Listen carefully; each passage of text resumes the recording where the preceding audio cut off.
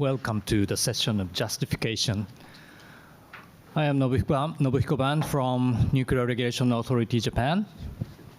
And my name is Julie Burt for the Canadian Nuclear Safety Commission and also Committee 4.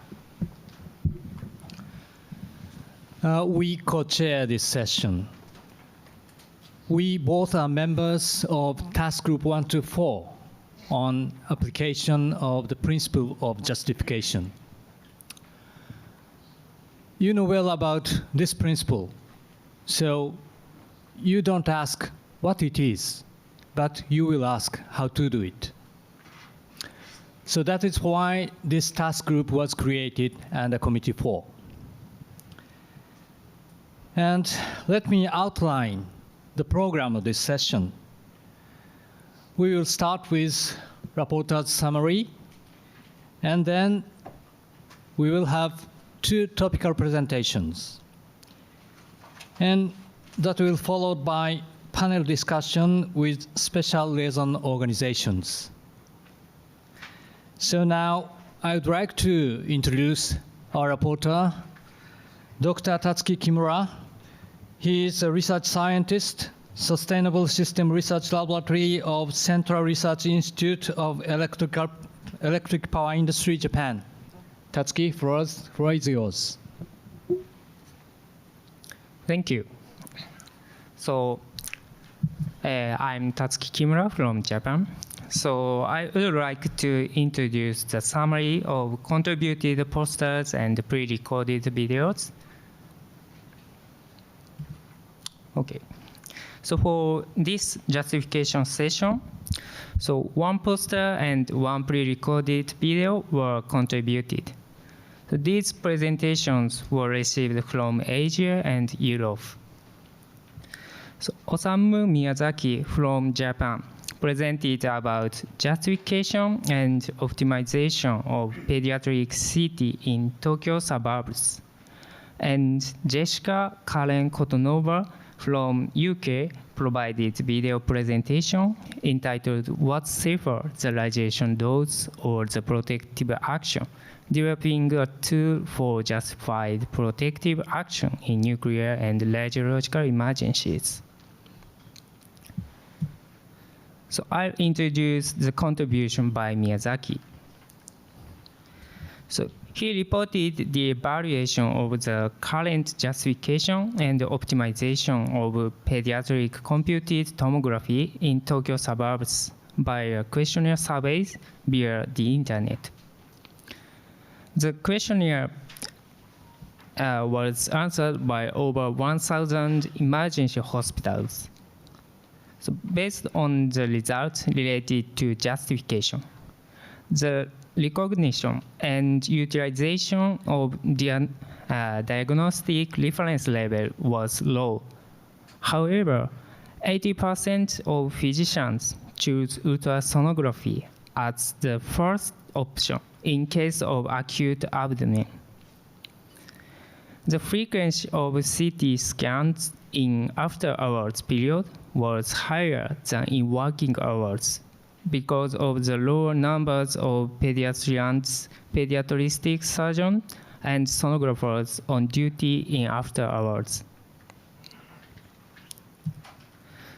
So from the results of questionnaire related to optimization, the median of exposure doses were equal to or slightly lower than 3/4 of the Japan diagnostic reference level, which is revised in 2020. It was also pointed out that the distribution of exposed dose had long tail. So the author discussed that reducing the long tail is key to reducing the national dose. In the presentation, the difference of DRLs was discussed by international comparison. So from the results, they concluded that CT use in the suburb of Tokyo was justified and optimized. So another contribution is presented by Karen Kotonova. So So this presentation will provide the tool which let us know if we are doing more good than harm when recommending for evacuation. The authors reviewed more than 600 papers and selected more than 50 papers to evaluate various risks of protective action to ensure the justification on evacuation. So various risks included the non-radiological risk, for example, risk related to evacuation, dislocation, and radiation-induced death, and mental health were evaluated. So according to ICRP publication 146, key stakeholders need to be involved in the decision-making process. For their use of the tool, all risks are presented in an understandable way. So absolute risk, which was expressed in cases in 1,000, was used in this presentation. So the developed tool, this developed tool can be available now as a general tool, but with caution due to variation and uncertainty in estimation risks. By using this tool, it is pointed out that protective action consistent with those criteria could result in more excess deaths than infrared radiation-induced deaths prevented. So this analysis provides a first step for developing tool for nuclear power plant emergencies. It is also noted that considering only death and mental death problem was limitation of this study. So as a future development, other scenarios like radiological emergency need to be considered. So in addition to follow all hazard approach, other human health impacts like mobility risk, well-being, and environmental impact, economic impact were discussed. So the presentation session was finished not just before this session, but you can access on the platform. So please check and discuss with authors. Thank you. Thank you, Tatsuki, for your clear presentation. So now let's move on to the topical presentation.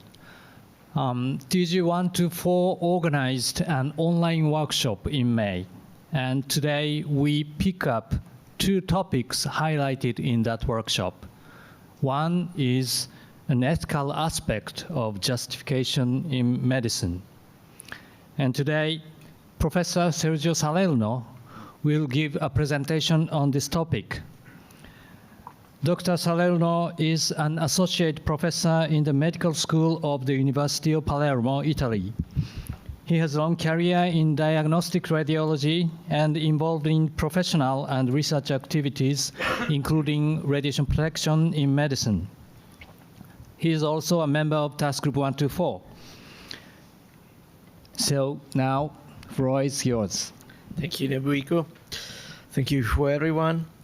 I'm pediatric radiologist, and I will develop the medical part of justification.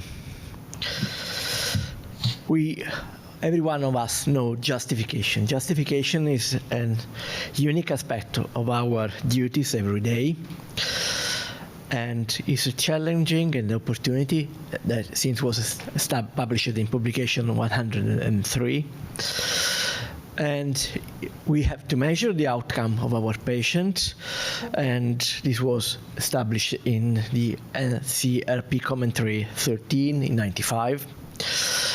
And we have to consider across population generation the ethics and the sustainability, the concern of the process of justification. Why? Because our practice change. We have new methodology, new technology, new aspect from stakeholders that we have to take in account. Basis of our work is starting from the T pillars of ICRP: science, expertise, and ethics.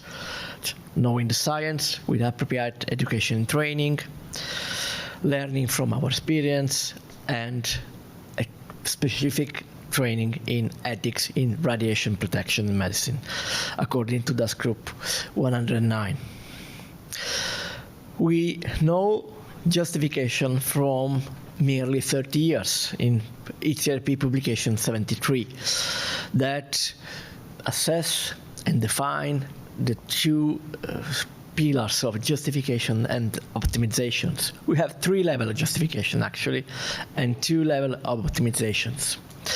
Publication 73 also established diagnostic reference level that everyone have to use in daily practice, how to measure the performance of our protections of patients.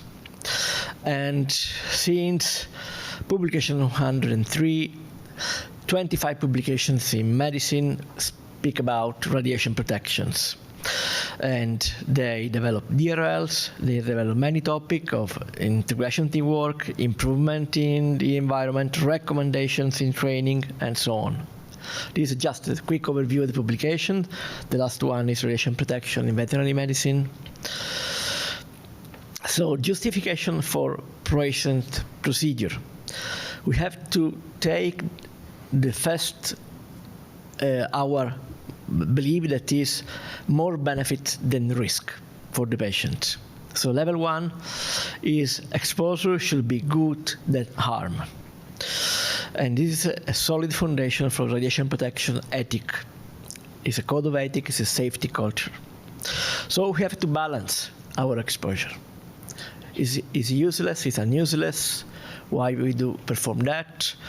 There is a beneficial for the patient. The level 2 is looking to the evidence, so guidelines. There are different guidelines in Europe, UK, and US. I just showed the 3 principal guidelines. Probably the oldest and improved one is ICRP from Royal College of Radiologists, then the American College of Radiologists, and the last one is from the European Society of Radiologists, iGuide. And we have the 3rd level applications of individual approach. We have to, as a sailor, we have to tailor our imaging on patients, especially for vulnerable people. So the 3 levels of justification bring us to work in the new task group 124. The ethical view to do more good than harm, beneficial, not maleficence. Use of evidence-based guidelines and protocol. This is stratification of radiology protection for subpopulations, group of patients, based on what we know. An individualized approach in this situation, we may use our experience, judgment, ethic to create an appropriate care in shared decision-making with patient, relative, and referring physicians. This is sometimes the standard for radiotherapy, is less used in diagnostic imaging. Which are the changes since publication 103? Publication 138 stress on ethic and patient-focused radiation protections, straighten the ethic and improve the process of justification in medicine. Why? Because there is a enormous increase in technology complexity. The volume of imaging increase every year. And optimization is established. There are new DLR every X year. There is also an increased expectation from patient. Patient will ask to be involved in decisions on their care. So the engagement of our stakeholder. There are new domains in medical radiation protection research. Artificial intelligence that is used for optimizations, not actually in justifications. We have a new technology, photon counting CT. There are different papers on photon counting CT in adult patients. Nearly nothing in pediatric patients is useful, is dangerous, we don't know. Heavy ion therapies, target alpha radiotherapies. So we have to start from what we know from publication 138, benefits, not maleficence, justice and solidarity, dignity and autonomy, prudence and precautions, and in the value of the procedures, inclusiveness, empathy, accountability, transparency, and honesty. So the opportunity that publication 133 and task group 108 in justification measures as a wider collaboration in training for all stakeholders, learning from each one from the other, create a safe learning environment without blame, develop those registry, especially for vulnerable people, children and older patients. So we have to review our process because the progress come up and we have to review our process. Which one is the problem in healthcare? Healthcare probably is more dangerous than nuclear power. And every problem in healthcare refers for many more people. According to the UNSHARE report 3 years ago, we performed 4.2 billion of examination. There is what is called the insatiable appetite for imaging. The majority of ICRP publications focus on optimization, not on justification. 1/3 of imaging we perform is waste. Probably is excessive, unnecessary, and this is just a cost estimated analysis. It's not an ethic or health estimated analysis. We don't know how this excessive, unintended, or unuseful imaging, the impact on the patient, except on the cost. How we can assess imaging procedure in healthcare?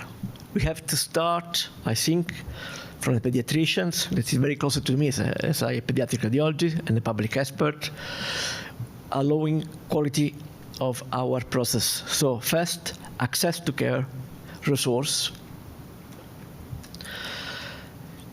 The process involves patient, family, referring physicians, and provide according evidence. The outcome is the appropriate imaging and care of the patient. So the meaning of justifications is not changed. It changes the process. It's changing what we perform. So we have to renovate our justifications, introducing the cost, not just an economic cost. So we have to start from the feedback and survey model, discuss limits. It's very difficult to do randomized controlled trial in radiology and nuclear medicine. They are expensive. There is a big ethical issue. Just think, photon counting CT versus MRI in baby. I need sedation in MRI. I don't need sedation in speed CT. So the ethical issue of that is a problem. We also advocate to systematic review and meta-analysis.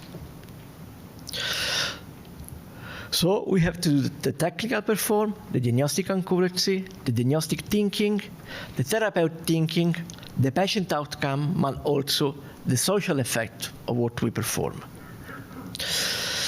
So the Friedrich and Thornbury model is radiology is complex because radiology is a part of a larger system that is the healthcare.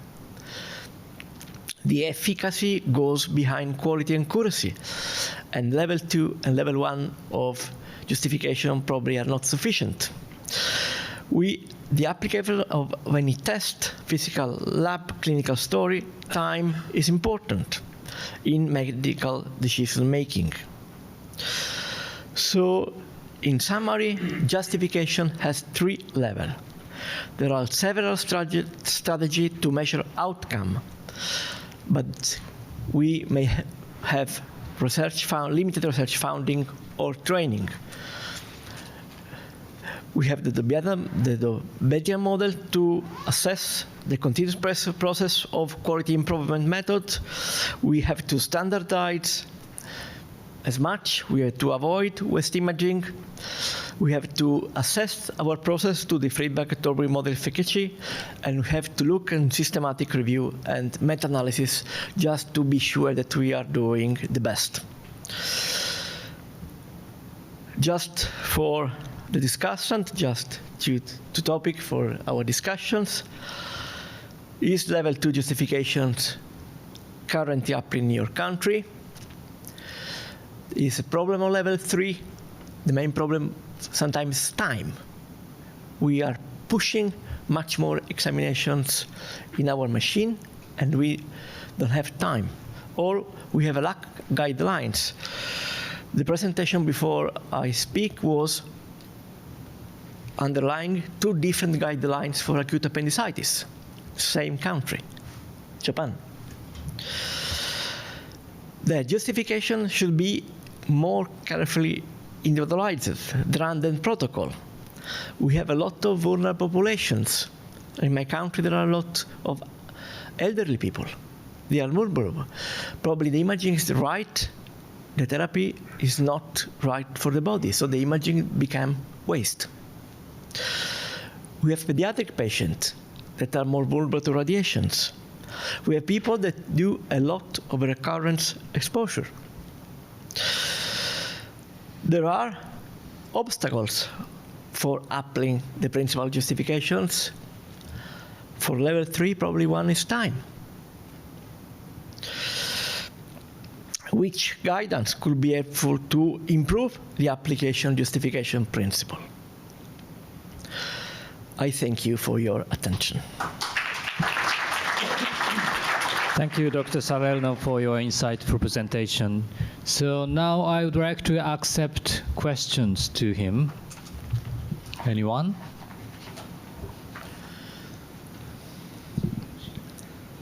No? So may I ask you a question? So now, the aim of justification has not changed, but the process has to be changed. Maybe communication is an integral part. So what is your view about the communication? You're right. I mean, the justification pillar probably is unchangeable, I think. But the process in which we are involved in imaging changes continuously. So we have to have more time to communicate with the patient. If we have to do a tailored examination, we do take time to speak with the patient. In case of pediatric patients, speak with the relatives, speak with the referring physicians, and do the right examination with the right dose to our patient. And the useful examinations in terms of benefits, in terms of something that is useful for his care.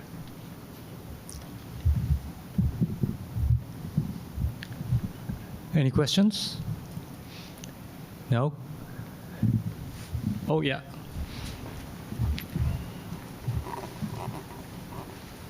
Thank you. Thanks for your presentation. I used to give training to medical sector, and there are a lot of discussion usually when you have different kind of doctors in the room, and between radiologists and the surgeons. And the surgeons say there is a justification for us to make some radiological examination. And the radiologists say, no, we are not agree with that. The justification is not right for us. So who has the last word? Because sometimes it's not only discussions, it's quarrels. I mean, it can be very hard between these different kind of disciplines. I have to be honest, I don't have the answer. Anyway, what you tell is true, especially because sometimes we have different guidelines. So surgeons or oncologists are quite sure that the examination is useful. We have a different guidelines that the examination is useless. And also, in my experience in trial, we have trial in which the structure of the trial, the radiologist was not involved. So you do CT scan that you believe is useless, and the oncologist come down in the department and say, why? is in the trial. So we have to communicate. That's the main point. If there is disagreement, we have to discuss, sit down, look in the evidence, and decide. Because our mission is to care patient, not only to be adherent to guidelines. So the communication includes hard fight between doctors. Any other questions? No? So thank you very much for your presentation.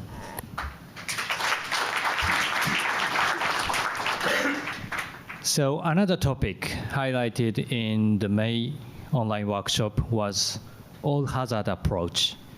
As you know, Japan is characterized by natural hazard, and considering emergency preparedness for nuclear disaster must take into account some risk of natural hazards. And today, I would like to invite Mr. Terumasu Niyoka. He is a director for International Cooperation Nuclear Disaster Management Bureau, Cabinet Office, Government of Japan. And he will talk about all-hazard approach for complex disasters. Okay. Thank you, Chair, for introduction. I'm Terumasu Niyoka, working for the Cabinet Office, Japan, and I would like to explain about all-hazard approach to preparedness and response for complex disasters for the discussion on justification. This is what I will present today. First, I will explain about natural disasters in Japan. And next, I will explain preparedness and response for nuclear emergencies. Third, I will explain the regional emergency plan for complex disasters in the Oi region and the Tomari region. Finally, I will talk about challenges we face. First, I will introduce natural disasters in Japan.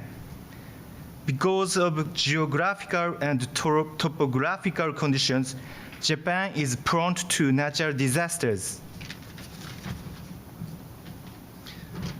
These pictures show the damaged area near the Fukushima Daiichi nuclear power station in March 2011. As all you know, the Fukushima Daiichi accident was a complex disaster that involved an earthquake and tsunami. Japan must prepare for complex disasters based on the lesson learned from the Fukushima Daiichi accident. In addition, Japan has many areas where snow accumulates in winter. Half of nuclear power plants in Japan are located in areas such as the snowy coast of the Sea of Japan. And during heavy snow, the movement of people is difficult and dangerous. This picture is 2 years before we tripped to Nagano Prefecture, and only one night the snow surrounded us, so it's hard to move for us. And this slide shows the typical natural disasters in Japan. Apart from earthquakes, tsunami, and heavy snow, a typhoon is also common in Japan. A typhoon can cause heavy rain, floods, and landslides. And in recent news, a new island was formed due to volcanic eruption off the coast of Iwo Jima. So therefore, in Japan, the risk of external hazards, its natural disaster, is very high when considering the safety of nuclear power plants. In other words, it is necessary to assume a complex disaster involving natural disasters in the emergency preparedness and response of nuclear power plants. And this is basic concept on preparedness and response for complex disasters. When there is an extremely high direct risk to human life due to natural disasters, the safety of human life is the #1 priority. So in the case, the direct risk to human life from a natural disaster is exceptionally high. Actions against it should be taken first. And when there is no longer a life-threatening situation, nuclear emergency evacuation can be started. This is a basic concept based on the basic disaster management plan. And next, I would like to explain about preparedness and response for nuclear emergencies. It is based on the NRA guide for emergency preparedness and response established by the NRA, Nuclear Regulatory Authority. It has been established to ensure the smooth implementation of nuclear emergency response measures based on NACT of special measures concerning nuclear emergency preparedness. And this slide shows emergency planning zones. The NRA guide stipulates the area within 5 kilometers of the nuclear power plant is designated as a precautionary action zone. It is called PAZ. And the area between 5 kilometers and 30 kilometers is designated as an urgent protective action planning zone. It is called UPZ. And protective actions such as evacuation and shelter in place in the PAZ and the UPZ are decided before the release of radioactive materials.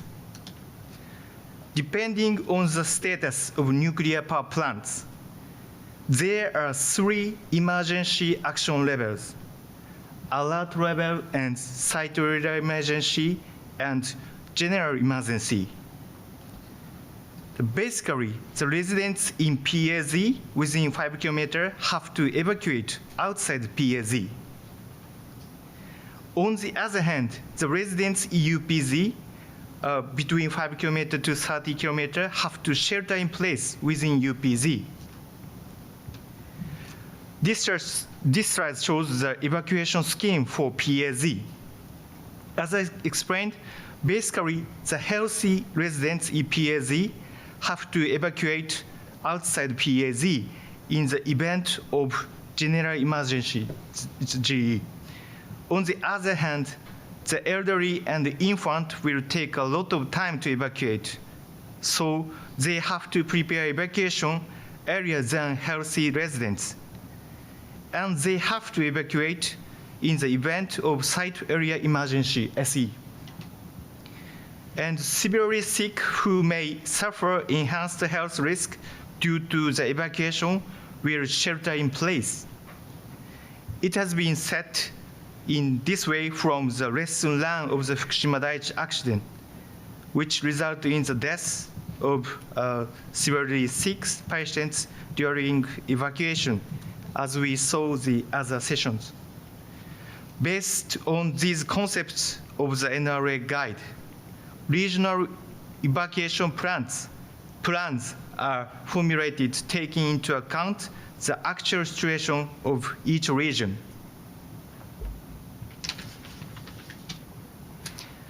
And this slide shows the status of emergency responses, including evacuation plans established by local governments. Regional emergency plans have already been formulated in regions where nuclear power plants have restarted. As examples of preparedness and response for complex disasters, I will explain the regional emergency plan in the OE and the Tomari region. At first, I will explain about regional emergency plan for complex disasters involving earthquakes in OE. So if evacuation routes in PAZ and UPZ become impossible due to natural disasters such as earthquakes, the relevant local government must decide on alternative routes, and road administrators must carry out recovery work on roads. Even if they fail to recovery work on roads, they have another countermeasures. In response to requests from the prefectures, field response units such as police, fire departments, Coast Guard units, and the Japan Self-Defense Force will provide the necessary kinds of assistance to evacuate residents. And this slide shows the securing of substitute shelters in case original shelters are damaged by natural disasters. Fukui and surrounding prefectures have already secured substitute shelters within and outside the prefectures in case the original shelters cannot be used due to a natural disaster or other event. If a shelter outside the prefecture cannot accept the evacuees for unavoidable reasons such as disaster damage, a substitute shelter must be secured within the prefecture. And if a prefecture cannot accept the evacuees from other prefectures, the prefecture must request the Union of Kansai government to coordinate the sheltering of evacuees. So therefore, they have secured evacuation shelters outside the prefecture in advance. And this slide shows a basic flowchart of actions when taking shelter in UPZ is not possible due to earthquakes. So residents in UPZ are originally supposed to take shelter in place in the event of general emergency. However, if a house collapsed due to earthquakes and aftershocks, evacuation action are prioritized outside the UPZ.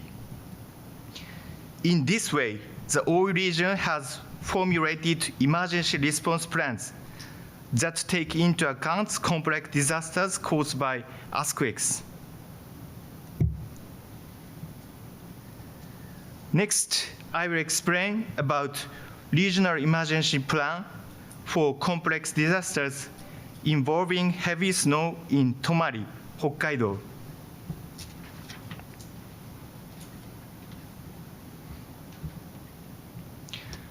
This slide shows securing of evacuation routes during heavy snow. The government, Hokkaido, and relevant municipalities are deploying snow removal vehicles. Hokkaido annually sets up the Department for the Snow Damage Management according to the regional emergency plan. And it determines routes for snow removal with the relevant organizations.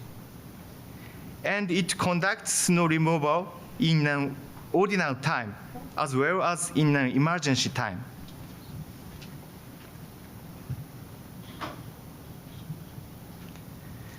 And this slide shows 4 radiological protection facilities.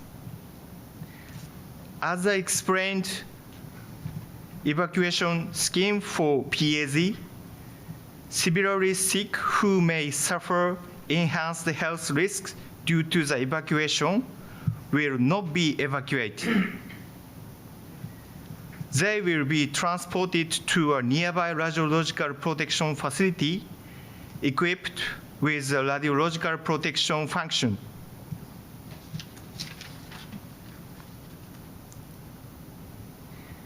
And this slide shows the protection measures in PAZ within 5 km during heavy snow.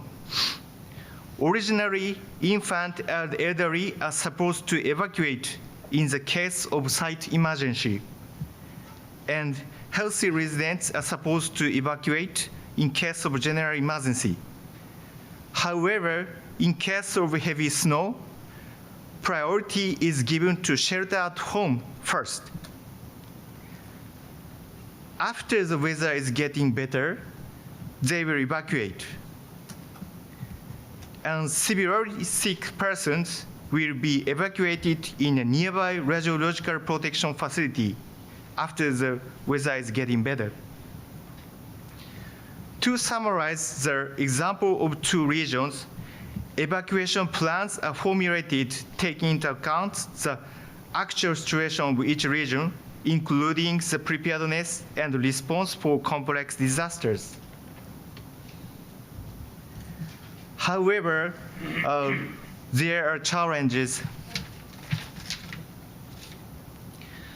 I consider there are two major challenges on all-hazard approach to preparedness and response for complex disasters.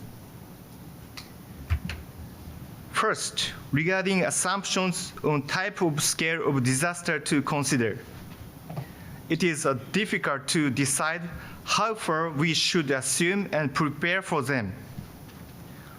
While it is difficult to assume, we have to secure evacuation shelters, vehicles for evacuation, and evacuation routes.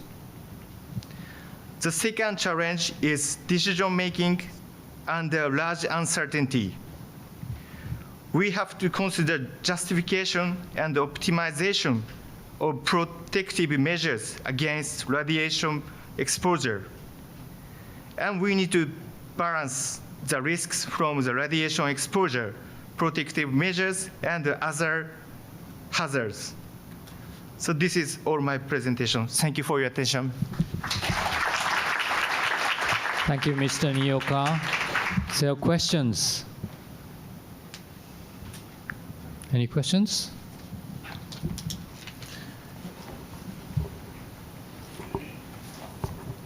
Thank you.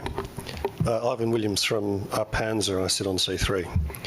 In your one of your tables, you talked about emergency planning zones, the PAZ and the UPZ, and then I think you would prioritise evacuating the healthy while leaving the elderly and the infants behind. How would you have you communicated that with the local population, and how did that go for you? So this slide is correct? Yes. Okay. So this is an evacuation scheme for PAZ, and could you communication of the communication in GE, you're looking at evacuating the healthy. Yes. We know who is severely sick in advance, so they are decided to the evacuation sites in advance. So the severely sick person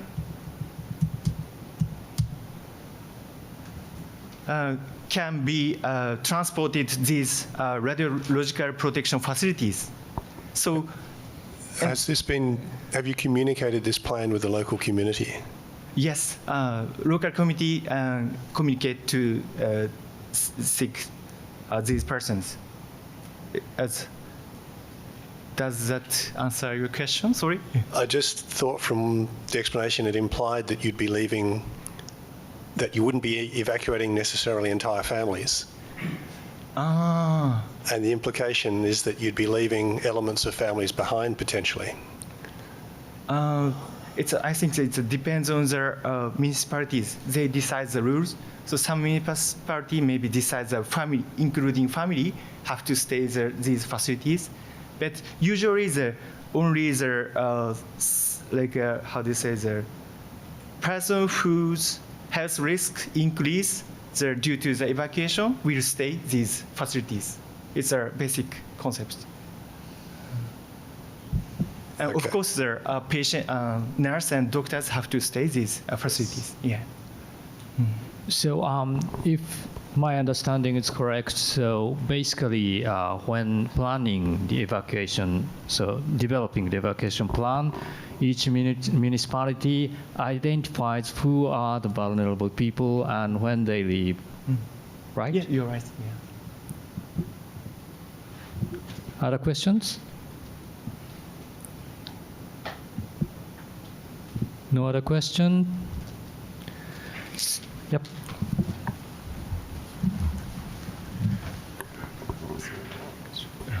Thank you. Thank you for your presentation. If I understand correctly as well, you do, I guess, wait for the different municipalities to organize their own plans. What type of modeling, I guess, of the scenarios do you have to facilitate their building of these plans? Yes, I think you're a very good question. Yes, Cabinet Office also support to develop the evacuation plan, and each municipality have to make these plans, but and according to their NRA guide and natural disasters.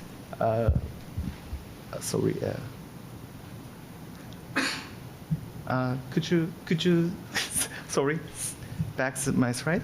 Yes.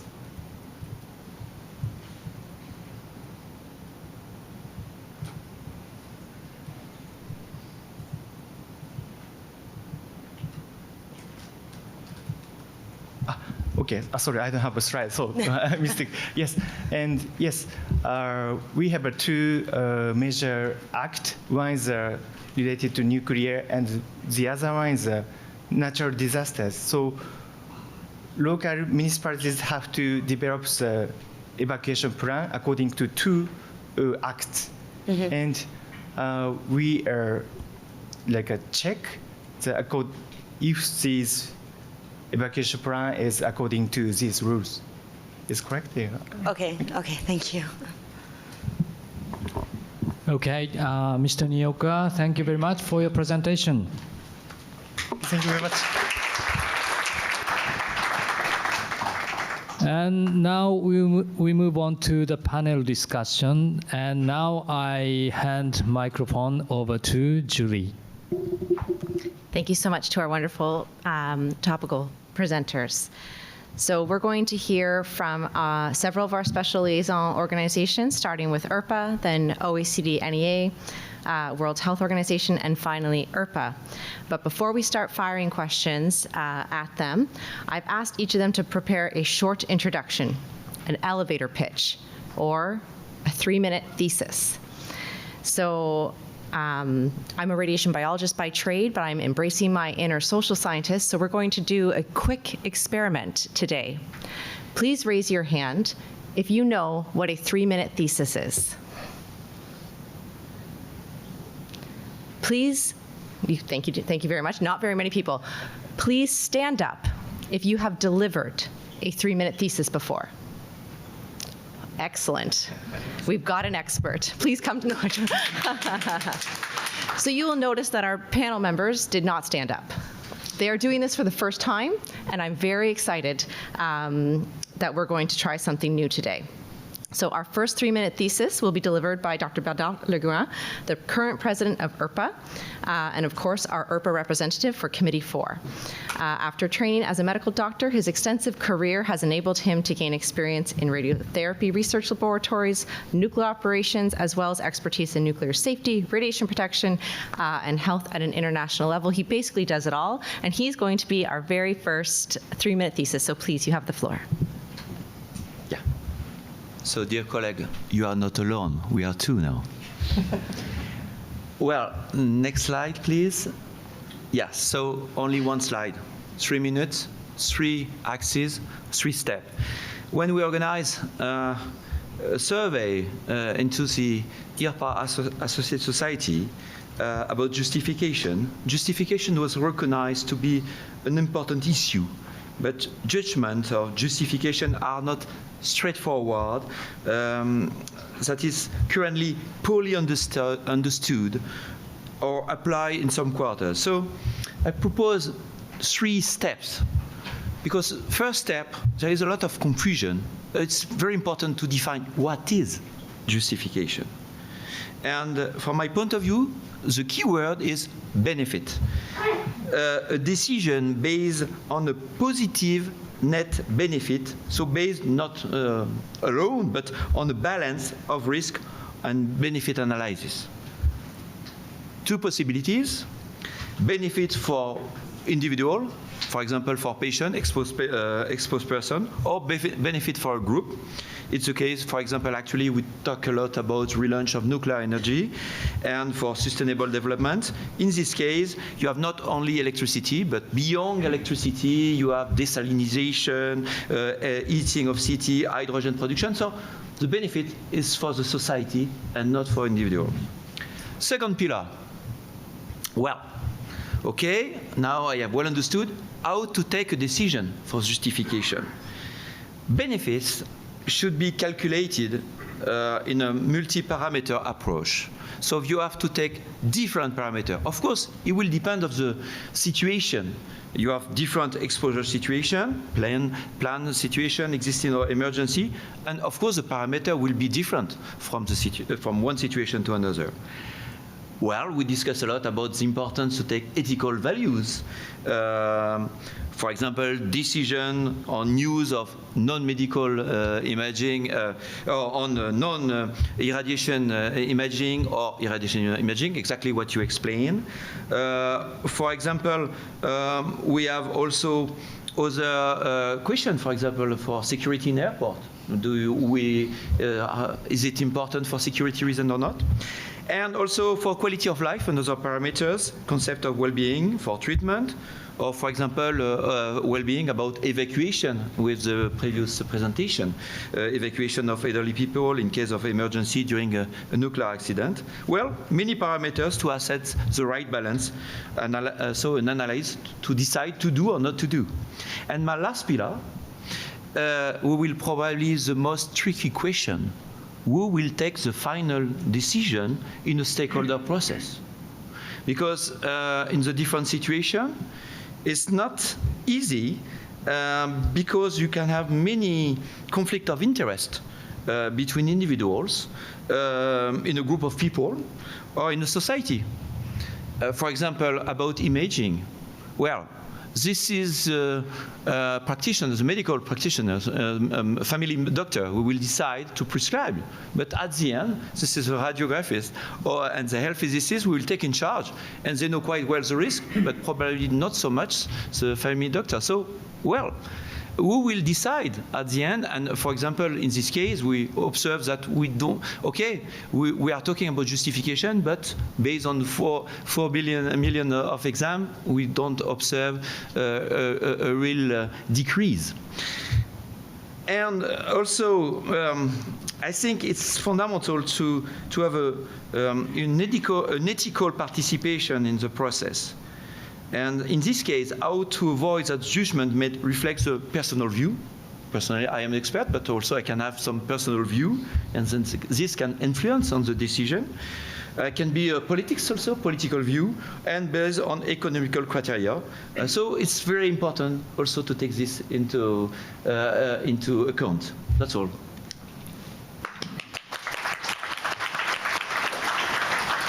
So that was a 5-minute thesis. Oh. Bye-bye. Very, very well done. Thank you so much. Our second 3-minute thesis will be delivered by Dr. Sigurd Magnusson, representing the OECD NEA. Sigurd is the director of the Icelandic Radiation Safety Authority since 1981. He is past president of HERCA and the IAEA RASC, and past member of ICRP Committee 4. Sigurd is a member of the NEA Steering Committee, NEA CRP-PH, and chair of the NEA Expert Group on International Recommendations, so appropriately representing the NEA today. And your 3 minutes starts now. Thank you, Chair. The key message in my opening remarks is flexible application. Flexible application of the justification principle. This includes justification in relation to the other fundamental principles in emergency and existing exposure situations and applications at various scales and levels. And last but not least, balancing all risks and benefits into the decision-making process. The principle of justification is a key tool in protecting people and the environment from the harmful effects of ionizing radiation.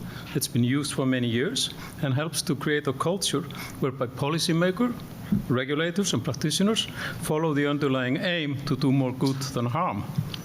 There are opportunities to continuously improve and to ensure that the principle of justification is clearly understood and that there are processes in place to support those who are required to apply it.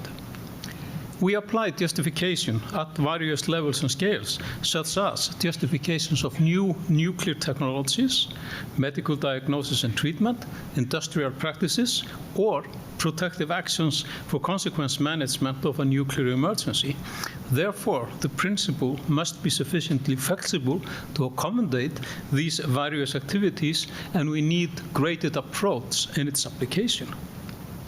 There is a need to review how the principle of justification is applied in practice.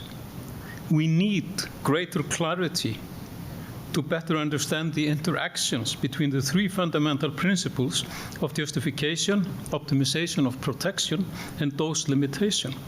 The current RP system introduces the fundamental principles as three separate issues to be applied in a distinct sequence. However, in practice, they are not always applied separately, and in that practice, in that sequence, I would say it's more often than not. How the principle of justification is applied across the three exposure situations needs to be improved to accommodate the prevailing circumstances and various activities in the decision-making process and its underlying ethical values and rationale. This is particularly relevant for emergency and existing exposure situations, which occur less frequently but still demand the same level of attention. In emergency exposure situations, activities and protective actions may be required at a very short notice and with a limited information on the situation at hand, therefore calling for the principle of justification to be embedded within the preparedness arrangements and taken into account by decision makers at the time of the event. Non-radiological health, social, economic, and environmental issues need to be well defined as a part of the justification process across all exposure situations and considered in the justification of all activities that could lead to radiation exposures. Thank you very much. Extremely well done. 3 minutes and 10 seconds. We are getting better. I'm impressed. Our third 3-minute thesis will be delivered by Dr. Emily Van Deventer on behalf of the World Health Organization, where she is the head of the unit on radiation and health, which covers the public health aspects of ionizing as well as non-ionizing radiation safety. The floor is yours. Thank you. At age 2, my daughter fell from a shopping cart. The fall resulted in a head injury, which prompted us to get an X-ray just to check. To our astonishment, the X-ray not only revealed a cracked skull, but also an unexpected discovery, a large cyst. So a few months later, she had a head surgery to remove that cyst, and the surgeon heavily relied on what seemed to be a very detailed and very lengthy CT. This is when my husband, a trained pediatrician, began to carry a sense of guilt that still lingers. He never asked the surgeon a crucial question: what was the justification for this extensive imaging? Yes, justification matters to the patient and their family. Involving patients as stakeholders is a priority for WHO, as exemplified by the theme of this year's World Patient Safety Day, which was on engaging patient for patient safety. This experience exemplified for me the justification matters, not only to the patients and their families, but is also the responsibility of the healthcare professionals. But justification goes beyond individual cases. It's a critical aspect of our healthcare system. As you may know, one of WHO's priorities is to promote universal health coverage, what we call UHC, making healthcare accessible and affordable for all. However, it's important to recognize that in many, if not all, countries, public healthcare systems face financial constraints. So prioritization and justifications of interventions, whether involving radiation exposures or not, are key to ensure cost effectiveness. In the context of WHO every public health recommendation is informed by scientific evidence. Traditionally, this evidence is established through systematic reviews of quantitative data. But increasingly, qualitative evidence is also essential. It helps us understand the perspectives of the patients and the clinicians, and also their beliefs and attitudes regarding interventions. Moreover, qualitative evidence helps us evaluate the feasibility of interventions in different settings and their potential impact on equity across populations. Not all recommendations are feasible everywhere, especially when it comes to expensive imaging like CT or MRI procedures. So the justification process may need to provide alternatives as well. Another crucial area where justification plays a pivotal role is in screening for at-risk population through organized programs like breast or lung cancer screening. But in some countries, there are also services offering individual health assessment for people with no symptoms, which raises concerns for both healthcare and radiation protection. So there, again, clear justification at the time of the procedure could prevent unwarranted procedures and therefore exposures for asymptomatic individuals, and also alleviate concerns for parents regarding their child's radiation exposure decades before and the possible long-term consequences. Thank you.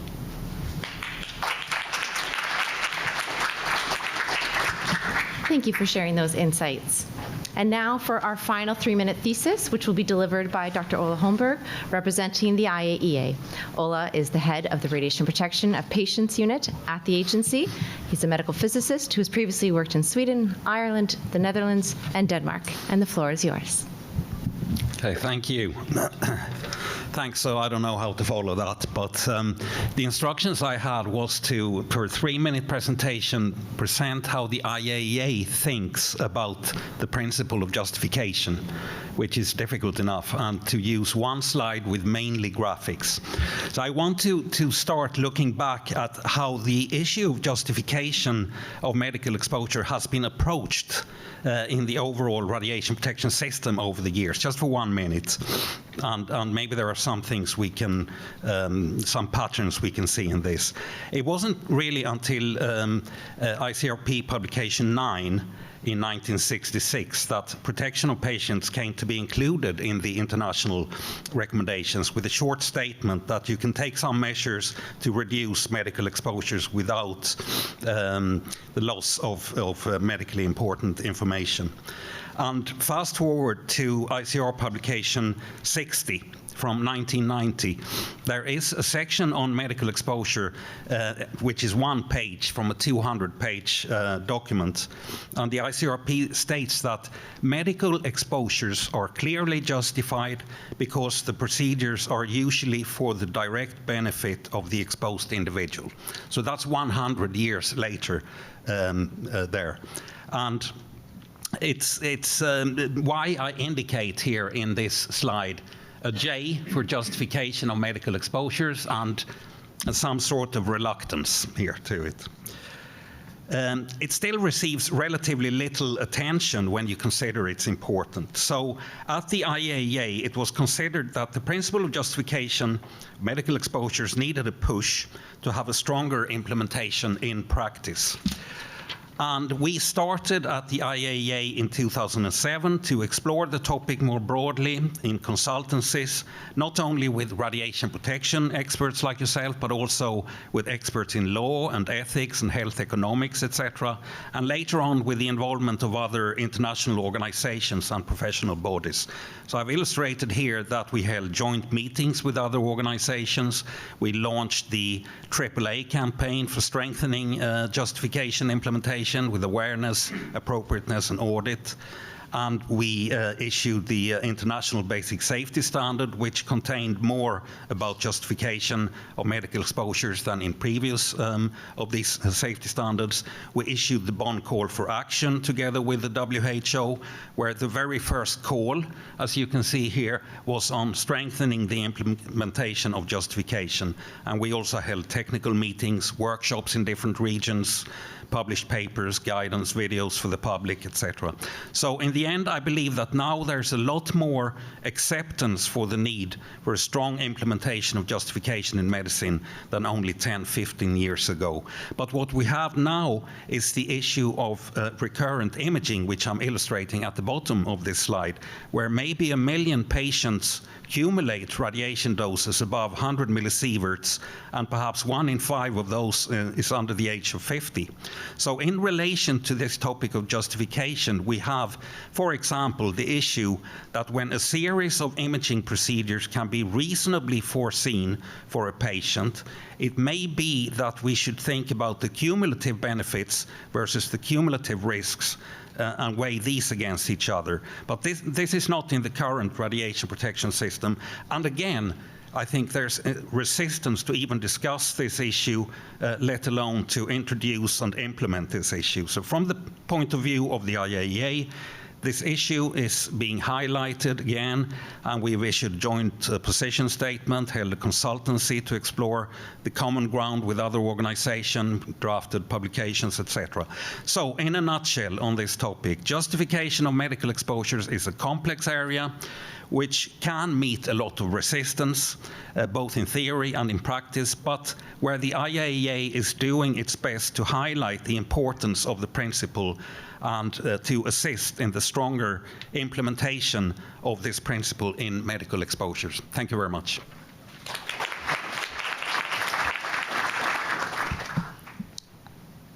Almost a 5-minute, but very well done. And I thank you all for going on this experiment with me. So now it's time to get all of you involved. It's late in the day. There's a banquet coming. We're excited. We want to put up our hair. Let's have a panel discussion first. No, not you, sir. So I'm going to ask the first question, but I want you to come up with a question of your own to ask our panel members while they're going through. And the first question is going to be for all of you. If you can take about 2 minutes, that would be ideal. If not, you won't be penalized. So the first question is, as an SLO, what information would you like to see published by the ICRP on the application of the principle of justification? Or, on the flip side, what information on the application of justification can you provide as an SLO to the ICRP that would help us? Bernard, you want to start? Oh, yeah. Okay. Oh, yes, sorry. And there's a microphone behind as well. It's okay, you can hear me? Okay, so less than 2 minutes? Okay, we'll try less than 1 minute. Sharing practical example. Because as I will explain in my presentation, the problem is to take a decision. And with François, for the ethical publication, we have the opportunity to share examples. And this could help the decision maker. And now, how I can help? Through IRPA Congress. We can ask different practitioners and professionals to share this example. Thank you.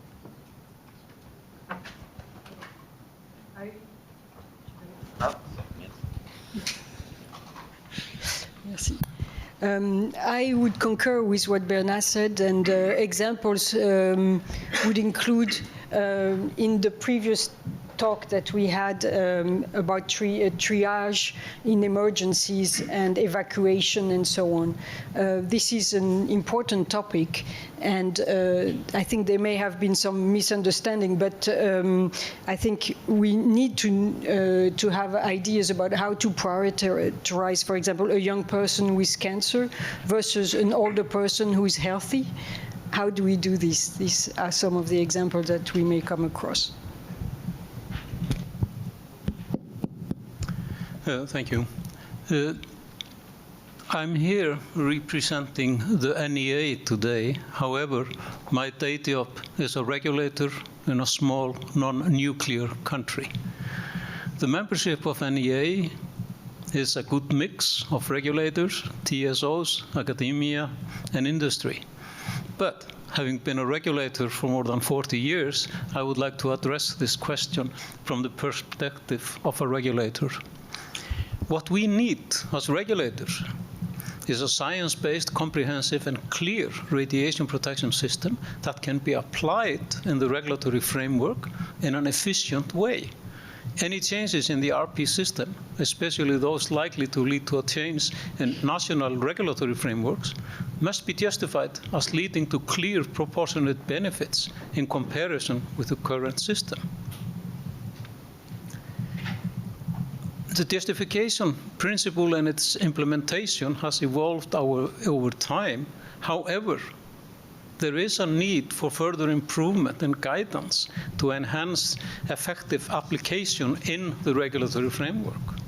There's also a need for more guidance and clarification on the interaction between the three fundamental principles. One can even argue that the optimization is the key overarching continuing principle throughout the lifespan of a practice. From that, it follows that justification and those limitations can be regarded as primarily game stoppers in the evaluation of a practice during its start and at revision when new information and evidence occurs. As to the information on application that the regulators can provide, we can provide information to the ICRP on our experience in the practical application of the principle of justification in the regulatory framework, focusing on lessons learned and areas in need of improvement and guidance.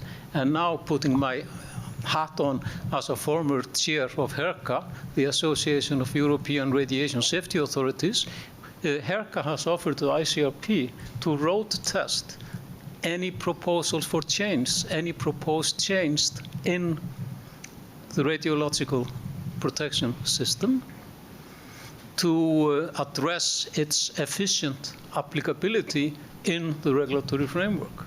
So I think I'll stop here and pass it on to Ola. Okay. Well, thank you very much. So the question is, what information would you like to see published? I think the practical implementation of justification in medicine would be very interesting. We heard a question here earlier, who is in charge? Is it the referrer? Is it the radiologist? Who is in charge?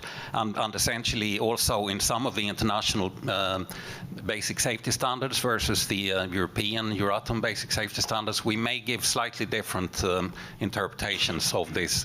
And so I think that that would be something that's needed, actually. Thank you. Excellent. Great answers. Thank you so much. Your turn. Is there anyone in the audience who would like to pose a question to one or two or all of our panel members? Not yet. Still percolating. Oh, we do have one. Oh, Mano. Microphone.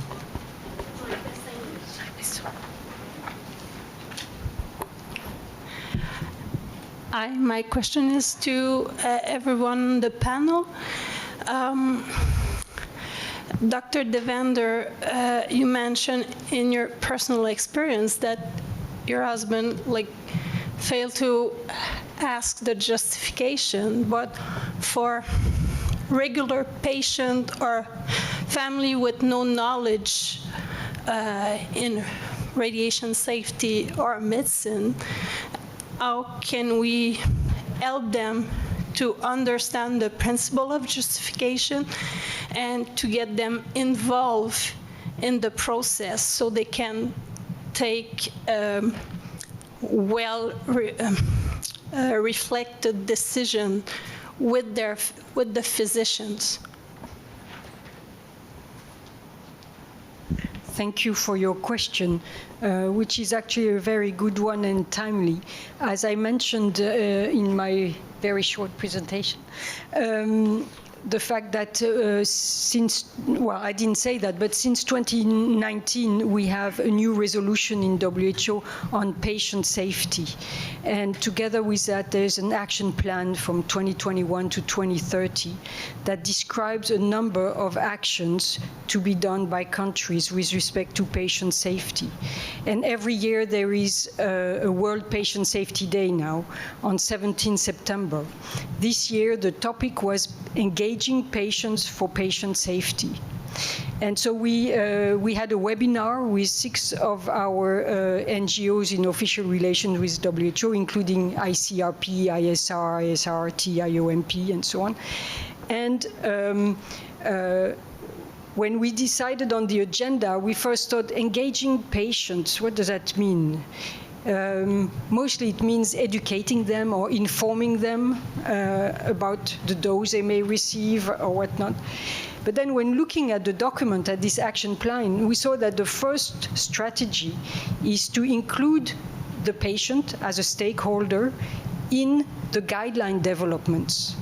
So not only including the patient in terms of providing the information, but in every step of the way, including at the first stage, which is developing recommendations.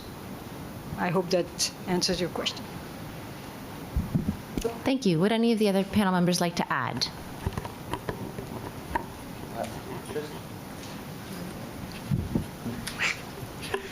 Just to continue on this important topic, I would like to share with you a short story.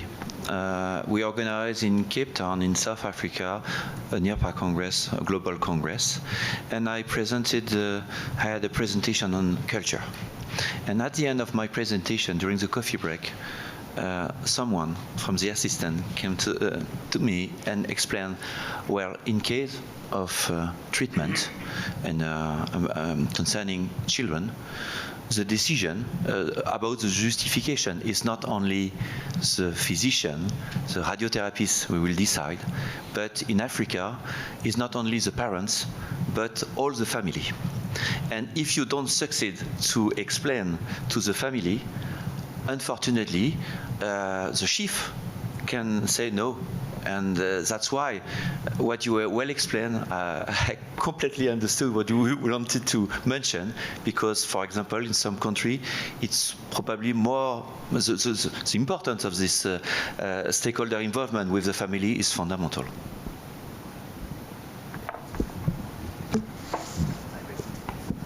Yes, please add. Yeah, so maybe to respond also to the question there, I think obviously a health professional explaining in a good way the benefit versus the risk in a measured way to the patient is a way to get the engagement of the patient, but that should be, I think you should apply the graded approach in some way. I mean, with the higher dose application being explained in a more in a more extensive way than other procedures. So. Well, I would like to add to what has already been said. And in an ideal world, the medical doctor would have sufficient knowledge on radiation that he can, so to say, communicate with the patient in a meaningful way. Having said that, we also are faced with the fact that in any given medical procedure, there's a wide range of risks. The radiation is maybe one minor part. So we need to take a holistic approach to the communication of risks and benefits to the patient of a specific procedure. Excellent, thank you. Are there any other questions from the audience? Yes, please. Thank you. I mean, I'd take maybe a very simplistic view of justification, but the benefit is greater than the risk. And I think at the moment, the benefit is greater than the risk. That's what we're doing with justification, yeah? And in medicine, that can be unclear. You may x-ray someone and you find nothing. But the clinical decision-making process is about providing the best care for the patient. And the clinical decision-making process, looking at the condition of the patient and their symptoms and then deciding on how to treat them, is highly developed in doing justification. And especially in public health systems, the economics also constrain the overuse of X-ray, for example. So in surveys I've done of 50,000 patients across 10 years, there may be 10 patients where you think the dose is a bit wrong. So my question for the panel is, are we adding anything? Does ICRP have anything to add that will help that's not already covered by the clinical decision-making process that we have in place in healthcare? I think, first of all, I think it's the potential benefit versus the risk, really. So, I mean, you can rule something in or rule something out. So, I mean, that's important to remember in the medical setting. It's not only when you find something that it's been beneficial.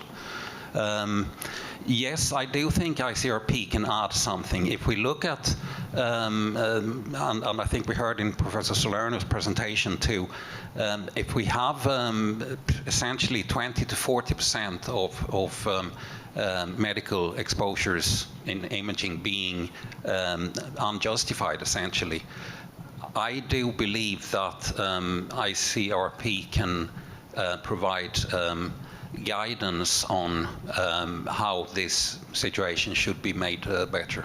Actually, I think there are things that can be highlighted by this organization on how to think, how to approach, and maybe, as I said, the practical implementation of justification.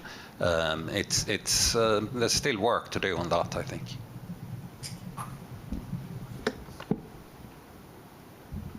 Any others want to add?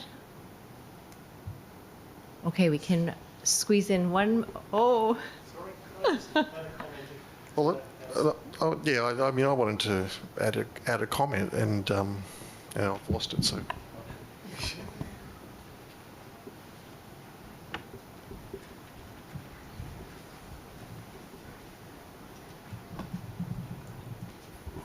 Thank you. I'd just like to make the comment that you can't extract risk from justification, I don't think, because justification incorporates an acceptance and understanding of the risk inherent with the procedure which is going to be undertaken. What the ICRP can hang its hat on, I think, is recommending and requiring DRLs to be performed throughout the imaging world in pretty much every single modality and in very different areas, which have been demonstrated to reduce the dose per type of presentation. And that can be demonstrated, I think, at the national level through NDRLs. So while I absolutely recognise the clinical decision is absolutely required and is completely essential, the background to assist the entire process reducing the dose of the patient, the ICRP definitely has a role in there as well and has demonstrated that historically. And with future clinical developments coming, I think that will continue to happen. Can I add something?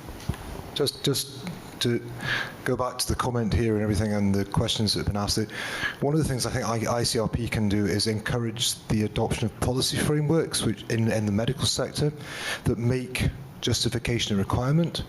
Then you can do clinical audit that can see whether or not the justification has been done. You know who should be responsible for that justification. It should be owned by the employer. That's the responsible person, which allows the regulator to come in and regulate what's going on, and if justification then isn't being performed, then the regulator can see that it's not being performed. We can understand why it's not being performed, and the regulator can put pressure onto the organisation as opposed to the individual doctors to stop them fighting each other, because that's no good. To put pressure on the organisation to fix itself, because these are organisational issues that we're facing, because everyone understands what it is. Everyone pays lip service and says they do it. But if they're not doing it, then you need to have, and that's the kind of thing that ICRP can recommend, and that could get translated into national regulatory frameworks. Whereas just saying you should do justification, I mean, it's done so differently in different parts of the world, and as Ola says, everyone has a different approach to it. That you can't just fix it by talking about it. You have to have some definitive framework that you recommend. That's my thought, anyway. Thank you. Has your thought come back to you? Okay, I'll allow it.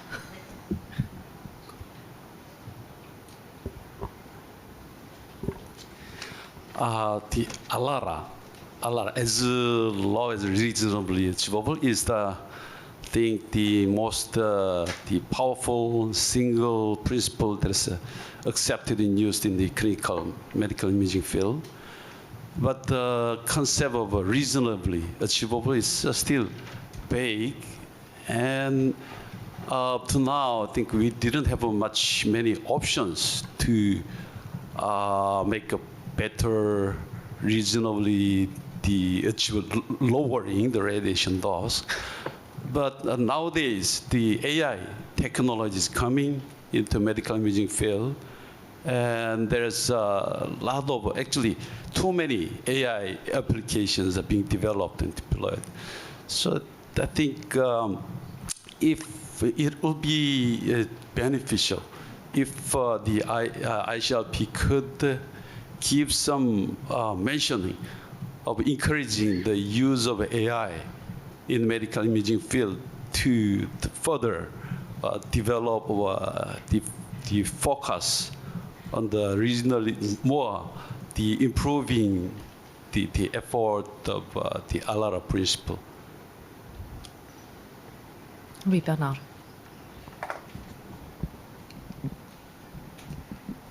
If I may, you remember that in my slide, my first point was to well define what is justification. Because when we discuss about this point, we observe that many practitioners make a confusion between justification and optimization. And in this case, for example, in the medical field, justification is the decision to perform or not to perform the examination. And the optimization is to have a goal to decrease the dose for the patients. Just for example, with the discussion, because for justification, and probably I can explain the confusion, because for justification and optimization, in both cases, this is a stakeholder involvement process. But the question is not the same. Just for example, in optimization, you can ask you have discussion with manufacturers, and what we observe today, because the idea is not because we took the decision, we justify to perform a CT examination, and now we put pressure on the decision for optimization. We observe for the same exam less dose received by the patient. So in this case, this process will obtain the decrease of the dose. This is optimization. Thank you. And as our very final comment. Thank you very much, Chair. My comment was the great unknown is how we don't know how the ICRP recommendations will be put into regulations. We cannot control that, and we get wide variation in how that works. All right. I would like to first thank our very brave panel members who went outside of perhaps their comfort zone and tried something new, and I think you all succeeded very well. So I'd like everyone to give them a very hearty round of applause.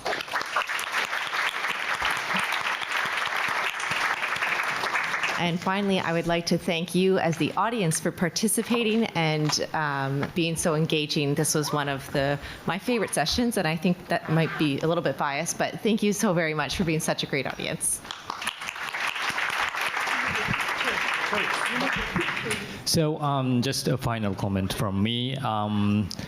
As I said in the beginning, principle of justification is very simple and easy to understand, but it's tricky when you try to implement. So task group 1 to 4 is making an effort to close this gap.